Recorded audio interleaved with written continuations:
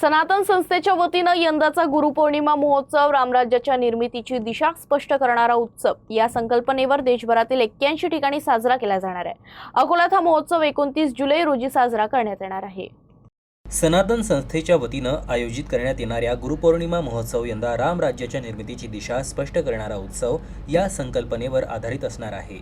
देशभरातील 81 ठिकाणी हा महोत्सव साजरा होणार असून अकोल्यात 29 जुलै रोजी जानोरकर मंगल कार्यालय केशवनगर इथे याचं आयोजन करण्यात आलं आहे। या महोत्सवात श्री व्यास पूजन, परमपूज्य भक्तराज महाराज यांच्या प्रतिमेचे पूजन तसेच सनातन संस्था आणि संस्थापक सच्चिदानंद परब्रह्म डॉक्टर जयंत आठवले यांच्या कार्यावरील लघुपट प्रदर्शित केला जाणार आहे। याशिवाय धर्मरक्षक आणि हिंदूनिष्ठ व्यक्तींचा सत्कार, राष्ट्रभक्त व धर्मनिष्ठ मान्यवरांचे मार्गदर्शन, स्वसंरक्षणाच्या सोप्या पद्धतींची प्रात्यक्षिके, रामराज्य स्थापनेचा संकल्प व नामजप यांचाही समावेश असणार आहे।